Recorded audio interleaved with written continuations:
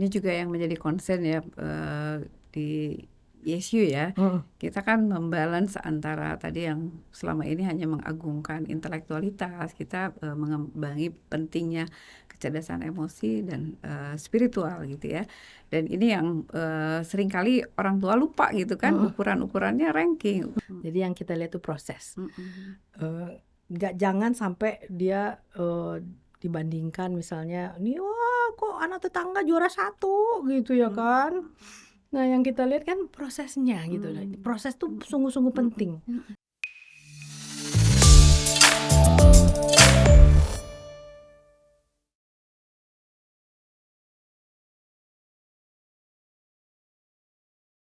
Assalamualaikum warahmatullahi wabarakatuh Uni. Apa Waalaikumsalam kabar? warahmatullahi wabarakatuh.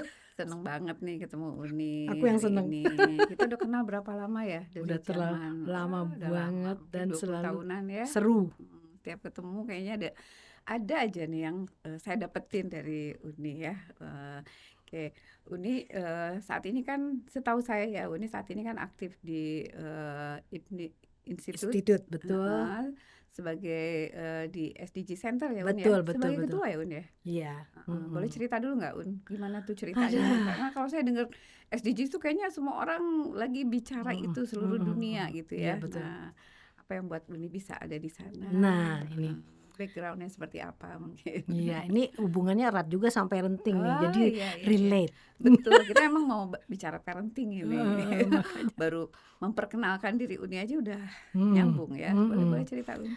Jadi memang ini suatu ini ya kayak obsesi dari zaman dulu ya. Dulu kan Uni sempat tinggal di Amerika ya. Berapa tahun dulu Un? Cukup lama ya, anak pertama dan kedua lahir di Amerika.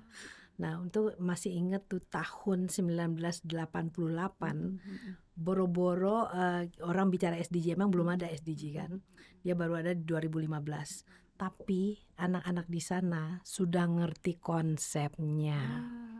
Sudah ngerti dan sudah diimplementasikan. Nah, ya. parenting di sana luar biasa. Anak-anak dari kecil masih pakai diaper, sudah semuanya mengenai keberlanjutan, konsep ramah lingkungan, konsep sosial, konsep semua yang 17 SDG itu udah di brainwash ke anak-anak. Jadi yang Uni ingat itu adalah pada waktu itu belanja ke supermarket, kan biasa paper or plastic gitu kan. Zaman dulu udah gitu ya. Jangan ditanya kan tasnya mau apa nih, plastik atau paper.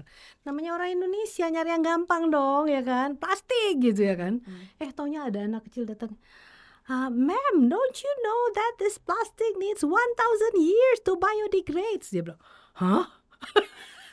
Ini dulu di Indonesia kita belum ngomong-ngomong itu gitu loh. Ya kan, ternyata di ininya ada pin penyelamat bumi, agen penyelamat bumi. Jadi pada hari itu aku mengaku malu kepada seorang anak kecil karena tidak paham konsep keberlanjutan. Nah, itu kayak obsesi dibawa sampai ke Indonesia. Jadi dari awal di IMI Institute kami sudah bergelut dengan yang namanya developing sustainability mindset. Wow. Jadi sebelum ke action mindset dulu karena mindsetnya belum ada gimana coba ya kan. Jadi mahasiswa-mahasiswa kami itu dari mulai semester 1 dia udah ikut namanya kolaboratif online international learning. Dia bersama 8 kampus dunia. Setiap minggu mereka akan punya challenge. Mereka harus mewawancarai bisnis yang mendukung SDG dan oleh sebab itu mendapatkan keunggulan daya saing. Jadi SDG ini bukan biaya ekstra. Kalau di Indonesia orang mikirnya gitu. Nah, itu SDG esensinya beban. apa sih Un? SDG itu dan apa yang salah kaprah di kita? Nah, jadi dalam keseharian kita aja misalnya ya, bahwa semuanya itu harus ini adalah sumber daya yang harus dihemat. Jadi misalnya kecilnya aja lah, anak-anak kita lagi nyikat gigi, keran airnya nyala terus gitu ya kan. Padahal ini kan air ini sumber daya yang terbatas ya kan. Di bagian sana orang kekeringan ya kan. Nah, hal kecil misalnya dia di sekolah. Nah, kemudian di kampus selesai pelajaran dia pergi aja. AC nggak dimatiin, lampu nggak dimatiin. Terus kita kan nanya, nah kenapa AC dan lampu nggak dimatiin? Lah ini kan bukan di rumah. Loh bedanya apa dengan di rumah? Ya kalau di rumah kan bayar sendiri, jadi kita harus hemat. What? Halo, ini listrik. Bayangkan setiap kita pakai itu menghasilkan emisi karbon yang luar biasa. Dan mereka nggak dapat konsepnya, coba bayangin. Nah jadi misalnya mau naik ke lantai 2 aja naik lift. Oh my God gitu kan. Padahal kalau di luar negeri nih, kita lantai 3 aja masih pakai lift tuh di giniin. Hey, take the stairs gitu ya gitu. You are young gitu. Jadi kalau yang masih muda jalan kaki aja gitu ya. Iya nggak boleh karena setiap itu dihitung sama dia. Karbon emissionnya tuh berapa nih dengan menggunakan ini. Padahal ini diperuntukkan untuk yang lumpuh, yang jompo, sama yang hamil besar. Waduh. Nah di Indonesia kan belum ya. Nah jadi kita dari awal itu ini si SDG ini kayak aduh ini kenapa belum ada pemahaman itu. Padahal waktu saya di Amerika itu tahun 88. Wow. Sekarang udah 2026. 40 tahun lalu ya. Mereka sudah Makanya. merintis, walaupun belum muncul nama tersebut, Nama tapi SDG-nya belum muncul. kesehariannya sudah seperti itu. Betul. Oke. Nah itu kan hubungannya Parenting ya. Berarti parenting kita belum sama sekali menyentuh substansi nih, kesadaran mengenai bagaimana dampak dari apapun yang kita lakukan atau tidak kita lakukan, kan begitu ya. Padahal SDG itu akan tahun berapa yang harus kita harus mencapainya 2030. 2030. Berarti 5 jadi tahun lagi nih. Betul. Dan ternyata sedunia baru pencapaiannya itu 17%. Wah, jauh PR banget. banget. Kita kalau ada peringkatnya nggak, Un? Ada Kita peringkatnya. Kita termasuk yang di tengah-tengah. Jadi memang PR kita masih banyak. Oke, baik Bun. Ini tentang SDGs ya. Sekarang kan Uni aktif ya, karena ini berkaitan dengan parenting di aliansi Selamatkan Anak Indonesia. Anak Indonesia. Namanya aja udah kayak merinding dengar Selamatkan Anak Indonesia ya. Itu sejak tahun berapa dan apa aja nih yang Uni lakukan dan temuan-temuannya apa aja tuh selama? Waduh. Ini memang merinding sih ya, soalnya kita Aliansi Selamatkan Anak Indonesia ini penggagasnya sekalibernya kayak Ibu Eli Risman, Pak Taufik Ismail, Ibu Tati Elmir, Ibu Masnah, Ketua KPAI yang perlindungan anak itu. Jadi kita memang membaktikan diri untuk belusukan sampai keliling Indonesia ke sekolah-sekolah untuk melihat fenomena apa nih. Dan ini yang bikin kita kayak apa tuh Un yang bikin terlalu sedih. Fenomena apa saja yang Uni temukan? Terlalu sedih. Kami sampai pernah ke penjara anak Tangerang juga loh, yang di sini ada penjara anak laki-laki. Dan yang kami lihat itu bikin shock sih. Jadi misalnya ada seorang anak laki-laki, dia adalah juara Olimpiade Sains, berarti pinter dong. Pinter banget lah pastinya. Tapi ternyata ini bisa menegur para orang tua juga ya. Jadi ternyata kakeknya ini mengkoleksi video porno. Kakeknya. Ada kasus lainnya ayahnya ya. Pokoknya ini ternyata hubungannya di rumah juga nih. Nah, parenting juga gitu. Terus dia penasaran, ini kenapa diumpet-umpetin? Pasti ini ceritanya bagus nih gitu. Mulai dari satu persatu sampai tamat khatam semua dia tonton. Bayangkan ya, hormonnya menggelegak sementara dia kan masih usia SMP ya. SMP ya, lagi hormonnya. Terjadilah ada anak usia 6 tahun. Terus dia inilah ya kan. Terus begitu ini anak menjerit, dia pukul sama batu. Lihat anak itu nggak berdaya, dia udah langsung panik. Ada minyak tanah, dia siram, dia bakar. Oh my God. Jadi itu kita juara Olimpiade Sains. Jadi itu kan artinya parenting kita itu belum sampai kepada kesadaran gimana anak-anak ini supaya jangan sampai terpapar. Nah, ternyata konsep ini malah belum ada. Konsep melek pemakaian sudah mulai, luar biasa. Anak-anak kecil udah pakai sekarang. Inilah dilema kita. Dilema terbesarnya adalah kita belum melek media. Artinya kita belum pandai memilah media mana yang pantas, dan mana yang harus dibuang jauh-jauh. Karena garbage in, garbage out. Oke. Nah, jadi Uni boleh cerita nggak nih? Boleh. Ya ini malu sendiri sih sebenarnya ya. Jadi ini kan tiap tahun ikut conference yang bersama para profesor manajemen ya. Jadi itu internasional event internasional ya kan. Di mana tempatnya, Un? Itu tiap tahun dia berubah tempat. Oh, Dia pindah-pindah ya kan. Nah, waktu itu Uni pertama datang itu yang bikin culture shock. Nancep kayaknya nih. Karena biar murah maka bersepakatlah ada ibu-ibu dosen, ada kami 3 orang sekamar gitu. Nah, ibu-ibu profesor nih bertiga sekamar. Nah, biasalah pulang dari conference capek kan, namanya sebagai ibu-ibu Indonesia biasalah sepi banget sih hidupin TV gitu kan. Profesor yang lain pada nengok gini. Kayak yang, "Hah? Kok begini dosen ya?" gitu ya. Terus aku langsung, "Loh, what's wrong?" gitu. "Are you telling me that you are watching the TV without planning?" Hah? Jadi perlu planning nih gitu. Nonton TV saja perlu planning. Terus dia bilang, "Oke, Amelia, if you have a laptop, will you let the virus get into your laptop?" Terus get out of here. Pastilah enggak. Gimana sih? "This is your supercomputer," katanya. "Emang kamu nggak nyadar?" Aku langsung, "Oh, ini superkomputer." "These are all virus," katanya. "Kamu nggak nyadar," katanya. "Ide apa yang ditumbuh di kepala anakmu setelah nonton film violence? Ide apa yang tumbuh di kepala anakmu setelah nonton," karena nama sinetron kita marah-marah semua isinya, selingkuh-selingkuh semua isinya, azab-azab. Dia bilang garbage in, garbage out, Amelia. Aku langsung malu banget. Berasanya tuh kayak, aduh, kayak aku tertinggal peradaban. "Jadi kamu gimana kalau mau nonton TV?" Dia bilang, "Lah kan itu kan ada weekly TV program. Nah, kita scanning dulu, oke, mana yang bermutu, terus kita program bahwa itu direkam. Jadi setiap hari itu kami punya ritual nonton TV bareng, misalnya jam 7 sampai jam 8 malam. Itu yang ditonton yang udah direkam, dan begitu iklan di fast forward. There's no way I'm going to let virus getting in my head." Segitulah parentingnya. Selektifnya menjaga ada portalnya gitu ya supaya nggak sembarangan masuk. Nah, makanya aku bilang, oke, parentingnya sampai begitu gitu ya kan. Dan itu berkesan banget Berkesan banget karena kalau di ketika Indonesia melihat fenomena di Indonesia tuh sangat tidak dibangun ya kesadaran. nggak ada kesadaran, maksudnya untuk memilah-milah ini media sehat. Hoax aja coba. Semua hoax di forward. Banyak banget.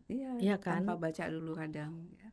Ini kemarin belakangan ini kan akhir tahun ini saya dapat banyak berita ya. Salah satunya tentang anak yang membunuh orang tua gitu kan. Ternyata di dalam psikologi, sosiologi itu ada istilahnya ya, mother side, father side. Ketika anak kandung membunuh ayahnya sendiri, ketika membunuh ibunya sendiri, dan itu kejadian gitu. Dan ternyata kalau diurutkan tadi ada hubungannya dengan yang Uni sampaikan gitu ya. Mereka salah satunya mengkonsumsi tontonan yang memang terjadi kekerasan gitu ya. Belum lagi baru terjadi bagaimana guru dikeroyok oleh murid gitu ya. Nah, gimana tuh dengan fenomena permasalahan yang ada, media sosial yang banyak membawa virus tadi ya. Gimana nih para orang tua, kita sebagai pendidik juga memberikan melihat fenomena ini? Nah, itu dia nih. Jadi yang pasti orang tua nggak mungkin ngikutin anak-anak kemana-mana terus magerin gitu.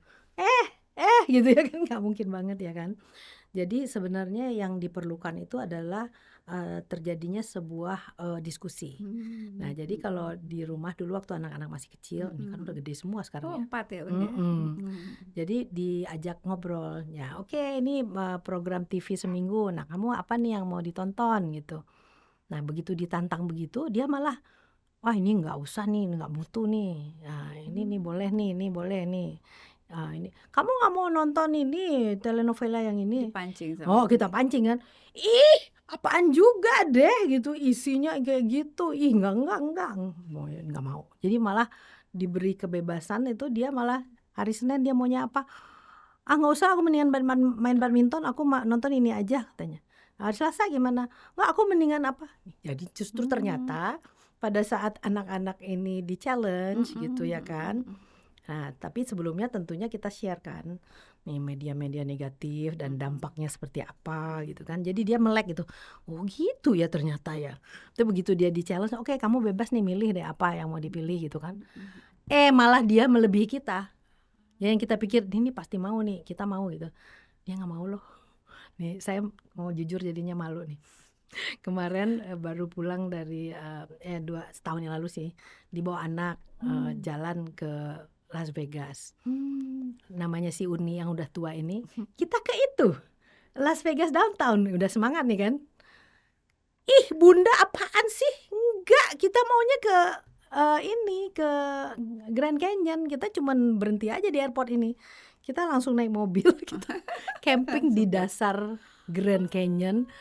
Tadabur alam, nggak ada manusia. Ya Allah. Nah itu Bawa peralatan sendiri kan, Pi? bawa peralatan sendiri. Itu bayangkan bisa ngalahin emaknya kan. Emaknya masih mau lihat yang gemerlap. Ya, padahal bekal-bekalnya itu cuman ya itu diskusi itu waktu kecil-kecil kan. Dia bisa ngalahin emaknya.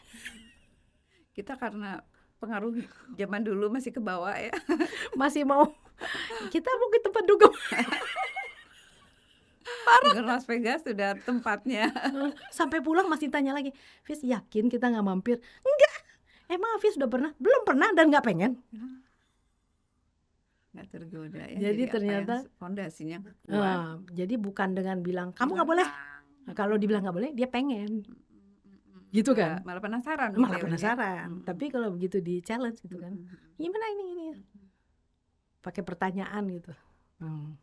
Ini kalau saya yang paling berkesan pertama kali kenal Uni itu dari buku BNB ya, Bila Nurani Bicara. Itu terkesan banget gitu kan. Itu buku yang parenting banget ya Uni ya. Dan kenapa saya pengen gali lagi Uni saat ini, karena kan waktu itu memang masih kecil-kecil gitu ya. Nah sekian tahun kemudian apa sih jadinya gitu ketika yang tadi terjawab ya Uni ya. Nah mungkin dari apa yang paling spesial di situ, yang saya paling ingat tuh kan ada salah satu putra Uni yang spesial gitu ya. Mungkin itu yang bisa dibagikan, yang saya pengen pelajari lagi dulu seperti apa, kemudian sekarang seperti apa gitu, dengan tadi cara Uni menanamkan hal-hal positif dan dampaknya seperti apa. Tapi tentu harus jujur dulu ya, bahwa sebelumnya salah total nih. Jadi tadinya tuh begitu punya anak special needs nggak bisa terima takdir, marah sama takdir Tuhan. Tuhan aku salah apa? Kenapa aku dikasih anak yang berkebutuhan khusus gitu ya kan? Nah jadi selama 2 tahun awal itu ya gitulah pokoknya. Pertama itu ketahuannya gimana Un? memang nggak bisa ini, jadi orang lain udah duduk udah apa dia telentang aja gitu. Palsi ya, jadi memang fisiknya memang ya, dikasih mainan gitu, mainannya udah nyampe sini dia diam aja, mainannya udah nyampe sini dia nggak reaksi gitu kan. Nah terus jadi ketahuan dari mulai 1 tahun lah. Itu udah Nah udah terapi terus kan. Nah terus tapi aku dalam keadaan marah lah, nggak bisa terima takdir Tuhan. Tapi kan namanya Tuhan kasih teguran ya. Ini kebetulan anak-anak ini nomor 1 dan 2 lahir di Amerika kan. Nah jadi tiap terapi ini bule-bule lain nih ada yang sampai anaknya 3-tiganya berkebutuhan khusus. Tapi orang tuanya sumringah, positif. Wah, 3-3 itu anak kandung. 3-tiganya anak kandungnya berkebutuhan khusus. Ternyata kalau orang punya 1 kebutuhan khusus, the next-nya probably itu 50% lebih tinggi untuk juga berkebutuhan khusus. Aku juga baru tahu. Nah jadi si ibu ini tapi kok positif gitu. Dan bangga dengan anaknya. Tuh saya datangin dong langsung. Bu saya ini punya 1 ya yang kebutuhan khusus, rasanya dunia saya udah mau kiamat ini.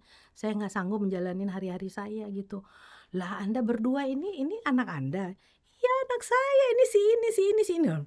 Kok kamu bisa positif? Aku bilang. Terus dia pegang tangan aku, terus dia lihat mata aku. Do you know there's no coincidence in this world? Maksudnya apa itu? Nggak ada loh yang kebetulan dalam kehidupan ini. Perjumpaan kita misalnya dan anak-anak ini. Jadi Tuhan itu memilihkan anak-anak yang spesial pasti pada orang tua yang juga spesial. Aku langsung malunya luar biasa ya kan. Ini ngakunya orang Islam nih ceritanya Tapi dia nih. bersyukur banget gitu Oh. ya dengan keadaan yang mungkin semua orang belum tentu siap menghadapi Nah, hal kalau seperti dia mikirnya gini, bayangin saya kalau nggak punya anak kebutuhan khusus ini, mungkin saya harus ke daerah bencana alam yang lagi Aceh gitu untuk dia berbakti kan. Ah, Lah ini depan mata saya, ini ya ladang Allah. amal tiada bertepi gitu ya istilahnya gitu kan. Ah, Saya nggak usah jauh-jauh kemana ya gitu. Allah. Kebayang nggak sih bisa berpikir Nah, seperti itu? dan suami istri itu bisa benar-benar sama dalam keadaan yang sama, menerima dan tadi kelihatan gitu ya happy. Itu yang namanya kerasa ditampar. Biasanya kan aku ngomel, Dudu nggak bisa, ini nggak bisa, ini nggak bisa, semua kan nggak bisa tadinya. Nah, gara-gara pertemuan ini, pembicaraan. jadi tiap kali itu dilihatnya tuh, lumayan 1 detik lebih lama. Pokoknya 1 semuanya detik. 1 detik aja kita hargai. Pokoknya kita lihat Andre bisa, yeay. Andre berubah juga dia dengan ibunya berubah, dia juga jadi, ya kan. Nah, jadi ternyata dari mengubah cara parenting aja itu pengaruhnya sudah sangat eksponensial. Wah, itu berarti kalau saya lihat ya, sekarang kan ada istilah grateful heart gitu ya. Bagaimana rasa kebersyukuran gitu ya Un ya. Kalau tadi mungkin mereka nggak bilang secara eksplisit kita tuh harus bersyukur, enggak ya. Tapi dengan bahasanya itu kan sebenarnya itu sebuah tanda kesyukuran yang kalau dalam Islam kan itu sangat luar biasa gitu ya. Nah kalau saya lihat betapa luar biasa peran kebersyukuran orang tua ya. Kan ada yang merasa kok anak saya dikasihnya seperti ini, kenapa sih gitu kan. Kalau tadi wow gitu, nggak ada yang kebetulan gitu. Kalau di kita ayat Al-Qur'annya ada kan, bahkan sehelai daun yang jatuh, sebutir debu yang terbang, semua itu udah atas izin Allah gitu kan. Harusnya dengan apa yang kita pelajari, kita yakini sebagai orang makhluk beriman itu bisa cukup menjadi fondasi gitu ya, pegangan. Tapi seringkali hal itu tuh kayak terpisah gitu ya Un ya. Agama kita ibadah, kemudian dalam Pengamalannya keseharian pengamalannya gitu. Itu yang mungkin makanya aku sering merasa tertampar kan.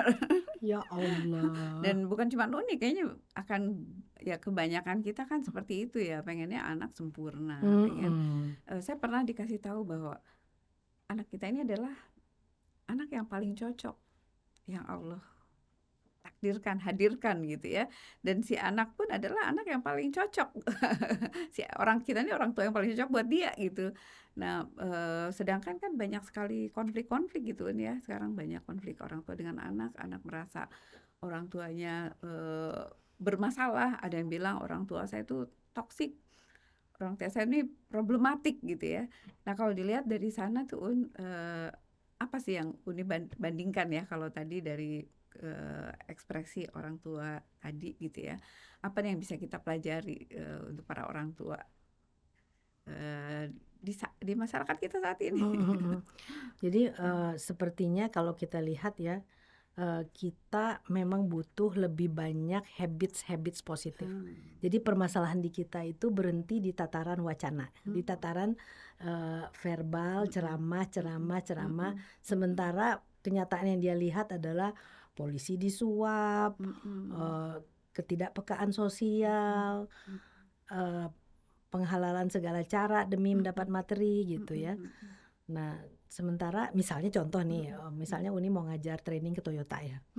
Aku kan ambil Transjakarta, aku mikir kalau aku bawa mobil karbon emisinya berapa gitu, menambah polusi Jakarta. Jadi aku naiklah Transjakarta. Yang ada diprotes semua orang, aduh ini kamu merusak ini ya, reputasi. Nih nanti kita nggak bakal dipakai lagi loh nih. Masa pengajarnya naik bus, malu-maluin gitu dalam loh. pandangan kita Kalau di seperti kita itu begitu, ya. itu semuanya dihitung dari tongkrongannya apa. Lu nggak usah dipakai lagi deh karena ini tidak levelnya ini yang harus kita pertontonkan. Harus kelihatan jet set. Loh, padahal kita mikir karbon emisi nih ceritanya ya kan. Dan banyak hal lainnya gitu. Jadi yang substansi di kita itu nggak dapet. Jadi kita ritualnya tekun. Tapi terjemahannya dalam bentuk awareness itu kok nggak terlihat gitu. Padahal teman-temanku dosen yang aku tadi cerita, yang sampai dia pikir semuanya, ini nih kalau saya nih melakukan ini hari ini, terus saya mati nih hari ini, saya bangga gak ya? Oh nggak bangga, berarti nggak bisa nih saya lakukan Nggak nih. dipikirkan Sampai buang-buang sampah. Ini kalau ini, oh ini bisa didaur ulang. Nggak ada yang waste, zero waste. Jadi mereka pengen mati dalam keadaan, kalau kita kan husnul khotimah dalam jiwa yang tenang ya, ya Tuhan nafsu mutmainnah gitu ya, mutmainnah kalau sudah melakukan hal baik untuk bumi gitu ya. Saya tuh pernah baca ada sebuah buku zaman dulu ya, dunia seperti apa yang akan diwariskan kepada anak-anak kita. Kita harus mikir katanya, dunia tuh mau seperti apa yang akan diwariskan kepada anak kita, dan kita pun harus berpikir anak-anak seperti apa yang akan kita wariskan kepada dunia gitu ya Bun ya. Jadi kan itu timbal balik ya, dan balik lagi nanti tadi ke parenting ya. betul. Saya tuh pernah pengen mengedukasi tadi kan rasa kebersyukuran. Kita cobalah ada Uni bilang tadi habit ya. Kita supaya lebih refleks lagi untuk bersyukur terhadap apapun, kita ajarkan mereka itu menulis jurnal syukur gitu ya. Dan kita bagi menjadi 3 level Un. Jadi level pertama bersyukur atas apapun rahmat karunia Allah. Ya, pastinya kan hal yang baik ya, seperti halnya kita ketemu bersyukur, bangun tidur kita masih menghisap udara, menghirup udara, masih ada teh dan lain sebagainya. Ternyata itu baru level 1. Dan kita ajarkan tuh kepada anak-anak, dan tentu saja kita juga harus berlatih ya. Bersyukur kedua adalah bersyukur atas musibah, tantangan, hambatan, challenge yang kita terima, yang kita harus yakin bahwa di balik itu tuh pasti ada kebaikan, ada hikmah, ada manfaat yang kita nggak tahu gitu ya. Terkadang kan ada sebuah musibah kecil ternyata menghindarkan dari musibah yang lebih besar gitu kan ya. Nah itu mereka dilatih nulis, misalnya hari ini aku jatuh, tapi alhamdulillah jadi aku sadar bahwa kaki ini Allah kasih, dan selama ini kayak nggak bersyukur dengan kaki misalnya kayak gitu kan, dia melihat sisi positif. Terus kita juga ngelatih juga bahwa bersyukur tuh ada level ketiganya. Apa itu? Bersyukur atas kebahagiaan orang lain. Wah itu mereka yang, oh iya aku kan sering iri nih, si itu bulu matanya lentik, si ini jago main gitar, si ini punya ini, si ini ditengok oleh orang tuanya. Ternyata harus bersyukur ya. Iya, kalau kita bersyukur atas kebahagiaan orang lain, Level bahagia 3. kita akan lebih banyak lagi. Bayangkan kalian masuk ke kelas ada 20 orang, kalau bahagia atas kebahagiaan diri sendiri cuma dapat 1. Tapi ketika bahagia untuk 20 teman, berapa kali kebahagiaan? Oh ya jadi 20 kali ya gitu. Nah mereka tulis tiap hari, dan salah satunya termasuk anak saya juga menuliskan, berlatih gitu ya. Sampai ketika kemarin dia ada sempat sakit, dia tetap mampu, alhamdulillah ya. Dia sebutkanlah apa hikmah-hikmahnya gitu ya. Termasuk mungkin dalam SDGs ini kebersyukuran itu penting banget ya Un ya. Menyadarkan bahwa kita harus menyelamatkan bumi dan harus memberi manfaat sosial sebesar-besarnya.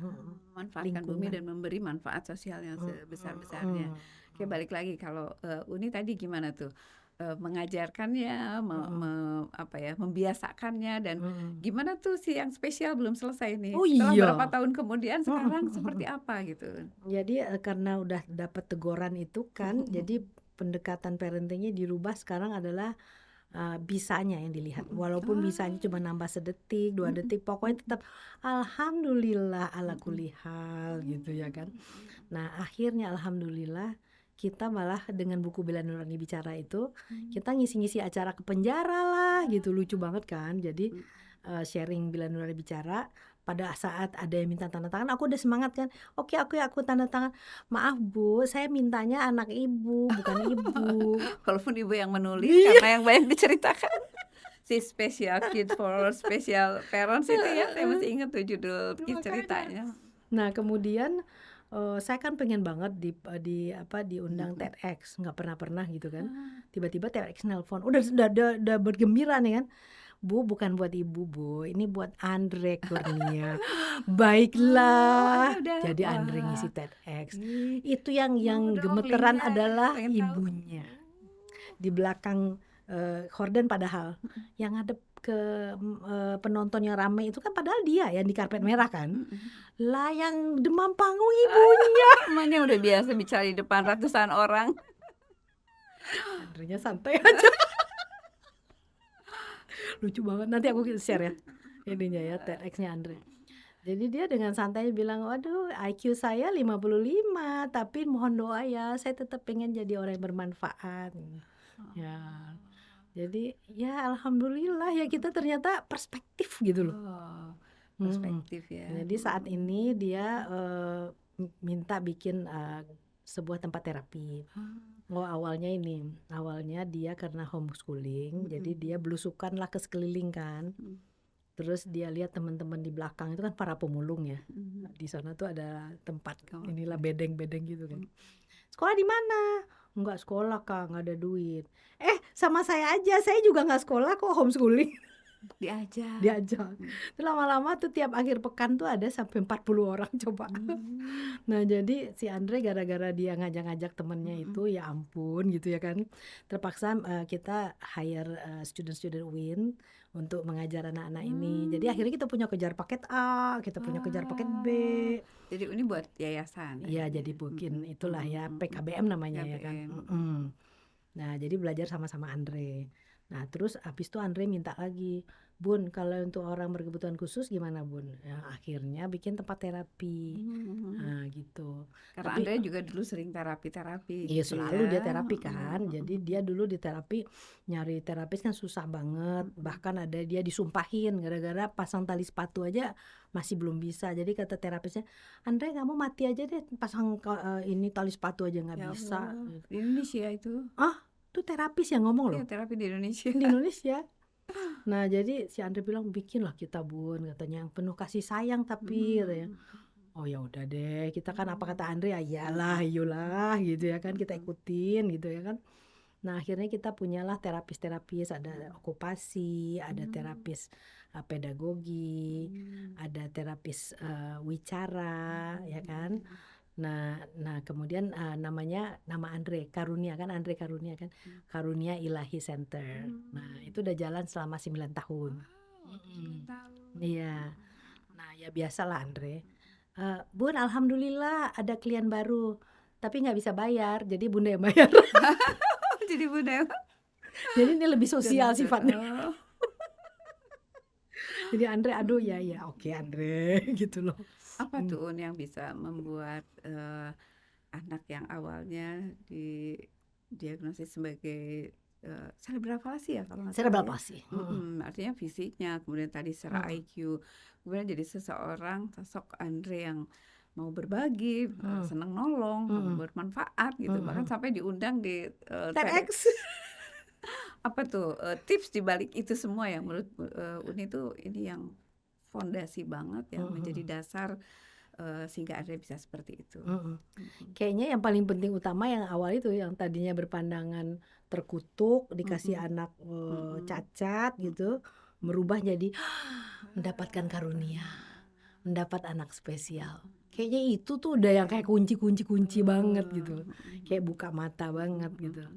Nah, kalau dalam mengedukasi Andre apa? Kan kalau sekarang dibilang ada IQ-nya kan ternyata cuma 60. Ya, kemudian dari sisi aspek emosional seperti apa, dari mungkin aspek spiritualitasnya seperti apa nih yang Uni tanamkan di Andre. Jadi kalau memang kalau sama anak-anak nih satu-satunya adalah caranya adalah challenge gitu, challenge mereka. Nggak bisa diindoktrinasi, nggak bisa digurui. Anak zaman sekarang tidak bisa digurui, tidak bisa disudutkan apalagi di pojokan gitu. Jadi benar-benar paling nggak suka dijudge kan. Jadi mesti harus semuanya bentuknya dari diskusi dan jadi biasanya sama Andre lebih-lebih lagi. Anak spesial ini sangat-sangat sensitif. Hmm. Oh, dia sangat sensitif dan dia kalau kena emosinya itu bisa ngamuk. Jadi lebih-lebih lagi kita benar-benar bicaranya tuh mesti tanya pendapat dia. Nah, nanti dia malah yang lebih ketat dari kita. Jadi begitu kita kasih kepercayaan pada anak-anak, itu biasanya kita jadi terkaget sendiri gitu.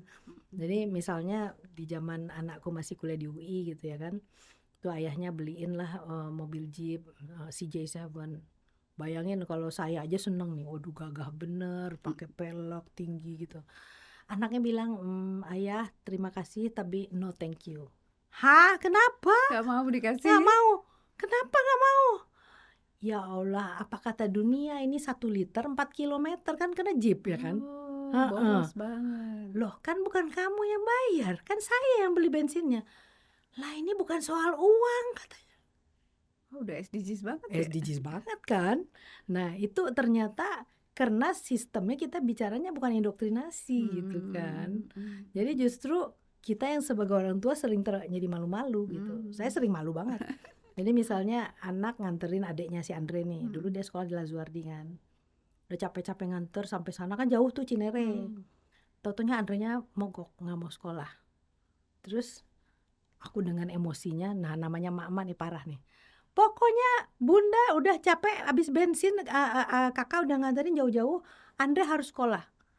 Kakaknya bilang, bunda ini bukan persoalan habis bensin, ini persoalan perasaan adik saya. Pasti ada sesuatu ini, nggak mungkin dia nggak ada apa-apa, dia nggak mau sekolah. Ini saya mesti cari tahu nih ada apa dia. Ternyata dia dibully.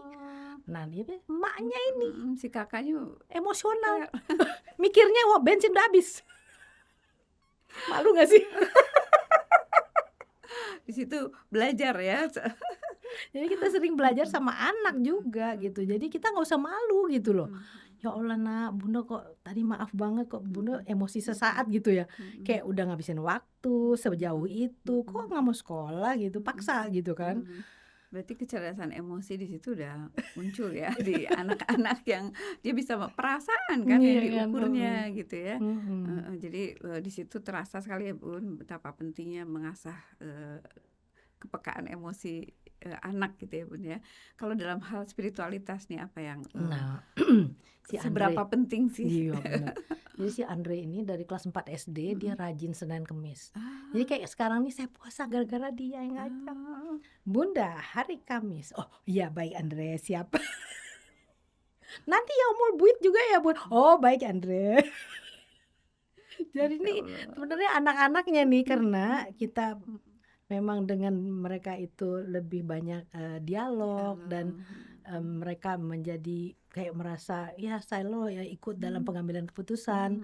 Jadi dia lebih bagus dari ibunya jadinya. Awalnya menanamkan, lama-lama yang lebih kuat anak gitu ya. Misalnya lagi ditangkap polisi nih, biasa ibu-ibu langsung aduh nanti susah lagi ke pengadilan segala macam, udah mau ini aja nih jalan cepat. Bunda, ajaran bunda apa sih Bun? Hah, malu ya kan. Tuh anak-anak lebih etika lebih bagus ketika sudah ditanamkan, dikondisikan sejak kecil ya Bun ya. Nah kalau fenomena di Indonesia kan sekarang masih di masyarakat kita kan nilai rapot masih jadi ukuran menanggapi IQ yang jadi standar gitu. Padahal kalau Andre kan tadi luar biasa sekali gitu, bisa tumbuh menjadi anak yang memberi banyak manfaat gitu. Jadi kita pokoknya selalu melihat proses ya. Jadi yang kita lihat itu proses. Jangan sampai dia dibandingkan misalnya nih wah kok anak tetangga juara 1 gitu ya kan. Nah yang kita lihat kan prosesnya gitu. Proses tuh sungguh-sungguh penting. Jadi alhamdulillah anak-anak itu semua sekolah tempat yang berbeda-beda. Oh semuanya beda. Jadi lab school Kebayoran tuh yang nomor 3, yang nomor 4 di Alizar, yang nomor 2 Andre Lazuardi, yang nomor 1 di Man Insan Cendekia, lain-lain kan. Nah tapi ternyata memang setiap sekolah tuh ada plus minus. Nah ini saking semua anaknya disebar itu kan pengen tahu ya kan masing-masing itu bagaimana gitu. Jadi memang tidak bisa kita cari yang semuanya plus semua atau nggak ada memang. Jadi semuanya ada bagian yang plusnya gimana, tapi ada nanti kurangnya di mana. Nah misalnya di lab school itu mereka tuh berbasis itu dari awal tuh udah bikin peta kehidupan. Jadi anak-anak tuh bikin peta kehidupan. Jadi di kamarnya itu si Hafiz tuh menggambar macam-macam. Aku pikir tadinya udah mau ditegur tapi udah biarin. Jadi dia ada gambar macam-macam itu, ada Big Ben, ada Menara Pisa, terus ada Eiffel Tower dan macam-macam lah gitu ya, ikon-ikon itu. Ternyata dia di usia sebelum 17 tahun ya, dia kan dapat beasiswa. Dia setelah SMA dia berangkat dan itu dia urus sendiri semua. Ibunya nggak tahu-tahu, ibunya udah stres karena dia nggak mau ikut SMPTN, nggak mau ikut SNM yang undangan itu. Nah, kamu gimana? Orang lain semua ikut. Bunda, itu bukan bagian dari my dream journey, kan peta kehidupan. Terus peta kehidupanmu apa nak gitu ya kan? Bunda tenang aja katanya, aku pengen sekolah di luar. Bunda nggak bisa bayarin. Siapa yang minta bayaran sama Bunda? Kita kan lagi nyari beasiswa katanya. Ya Allah itu bener-bener kita udah gitu stres gitu. Ya udah Bunda bayarin aja aku training TOEFL katanya. Nah, bundanya dasar pedit. Bunda ya nggak pernah pakai training TOEFL Bunda juga bagus banget. Terus dia gimana lagi, emaknya pelit ya. Sehari sebelum ujian TOEFL aku lihat lah ujiannya, ternyata TOEFL-nya beda loh. Sekarang internet based TOEFL aku nggak bisa jawab, ya Allah susah banget. Fis ini susah banget, harus les nih Fis. Waktu itu minta les. Tuh bayangin ya, aku menyesalnya luar biasa kan. Ini anak udah nggak ikut semua loh, SBMPTN, SMPTN, apapun dia nggak ikut, cuman ini aja. Dia berdoa, ya Allah ya Tuhan, alhamdulillah dapat juga beasiswa. Walaupun nggak ikut. Alhamdulillah, jadi sejak dia tamat SMA dia kuliah di Jepang itu. Nah kemudian ternyata pada saat dia exchange student dia milihnya ke Norway di kota Bergen. Aku protes, kenapa nggak milih Amerika, lebih keren. Bunda, itu bukan bagian dari dream journey, bukan peta kehidupan aku. Fokus kepada yang peta di SMP itu loh. Jadi ternyata selama exchange dia tiap akhir pekan itu dia naiklah pesawat yang cuma 5 euro Ryanair itu loh. Dia nggak pernah minta duit, padahal nanti dia ada fotonya depan Menara Pisa, terus ada fotonya di Eiffel, terus ada di ini. Terus aku waktu lagi bersihin kamarnya aku langsung gini bergidik ya. Ya Allah ini anak, ini satu-satu dia datengin ini ternyata. Yang dia udah buat peta. Yang dia bikin di dream booknya itu dia lukis di kamarnya. Ya kan, terus aku foto, terus aku damping dengan foto dia, tuh aku kirim. Nak, Bunda lagi bebersih kamarmu baru nyadar ini ternyata yang dilukis di kamar didatengin ya satu-satu, aku bilang kan. Nah itu ternyata udah masuk ke alam bawah sadarnya.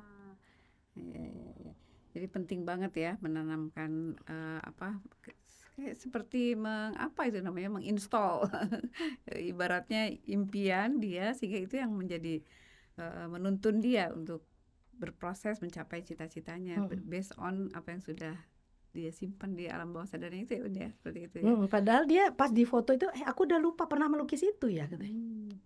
Jadi udah masuk berarti kan.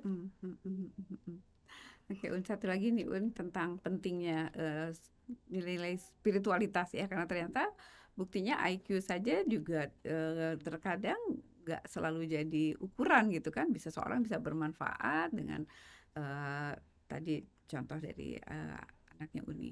Gimana tuh dengan Uni kan sekarang sering perjalanan kemana-mana, conference, dan banyak membahas tentang spiritualitas. Bagaimana pentingnya spiritualitas ini dalam parenting, dalam SDGs. Jadi spiritualitas ini benar-benar harus benar-benar menjadi bagian dari gaya hidup kali ya. Jadi bukanlah dogma, bukan hanya ritual, tapi dicontohkan mungkin ya. Jadi kalau kita di Indonesia ini butuhnya lebih banyak contoh. Jadi kita sekarang ini lagi krisis leadership ya kan. Siapa yang mau jadi yang kita mau bangga-bangga gitu loh, Mm-mm. ya kan? Contoh yang baik, uswatun Masa cuma hasanahnya Rasulullah doang ya kan? kejauhan gitu Kejauhan ya. banget ya kan? Kan kita butuh yang Iya, sekarang nih iya. gitu kan? Rasulullah tetap jadi panutan, tapi Pasti. perlu figur yang konkret, yang dekat gitu ya, yang dalam kehidupan mereka.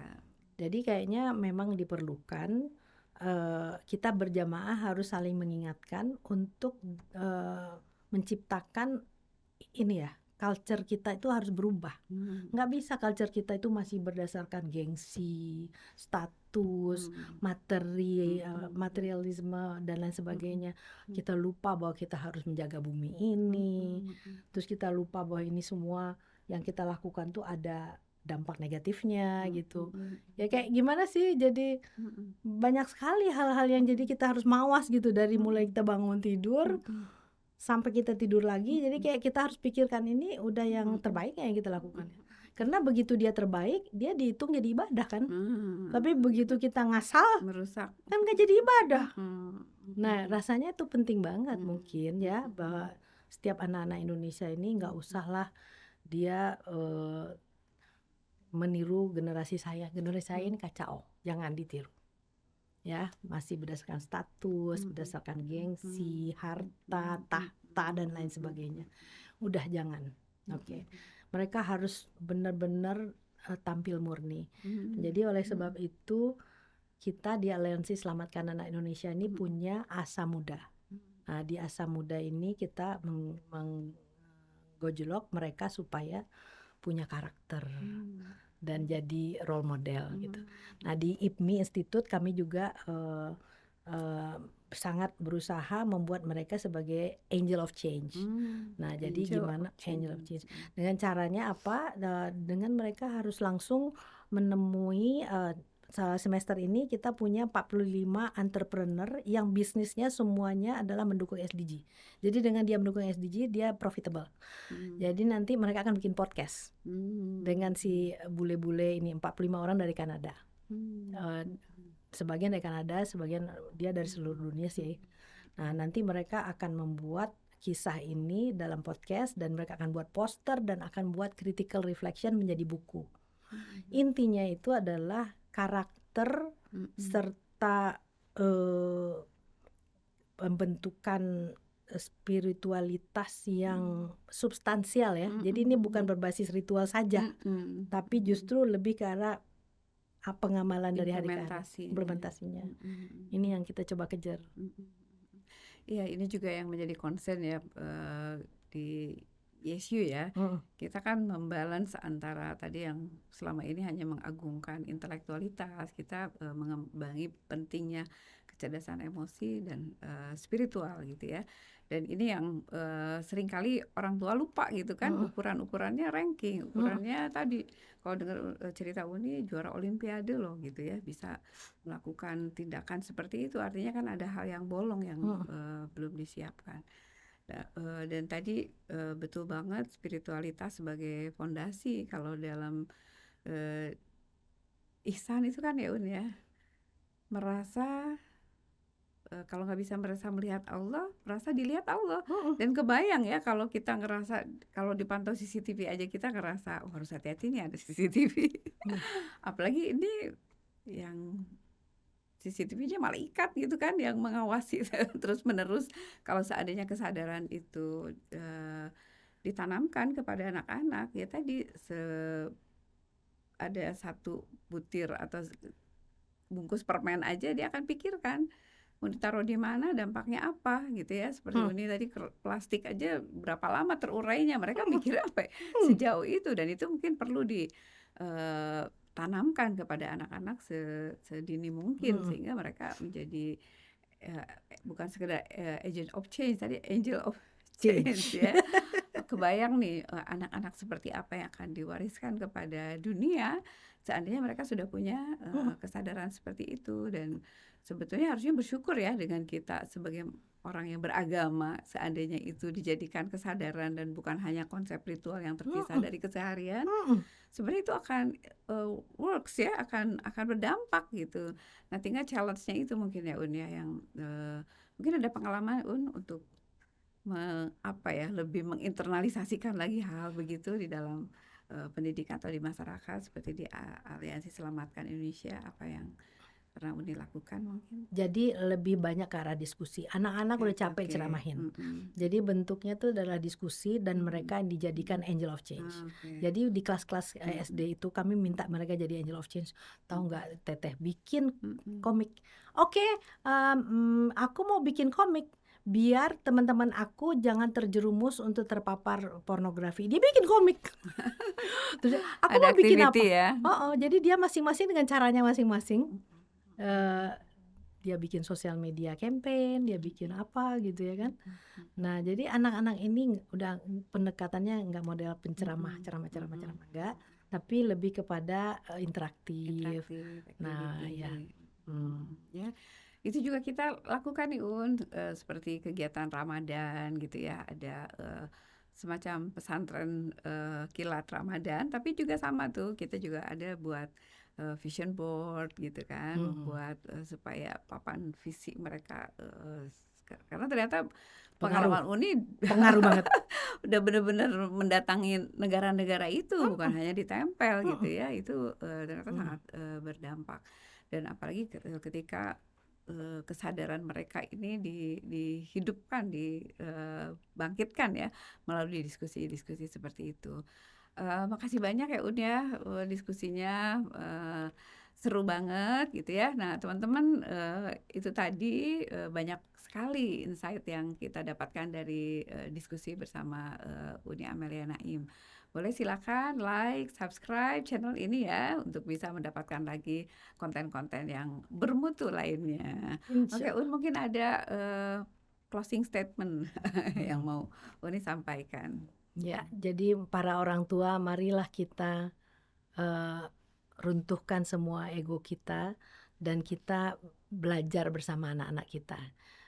Bangun ruang diskusi dan kita jadi tim bersama Angel of Change untuk planet bumi dan demi tentunya bagi agama, bangsa dan nusa bangsa kita lah semuanya gitu.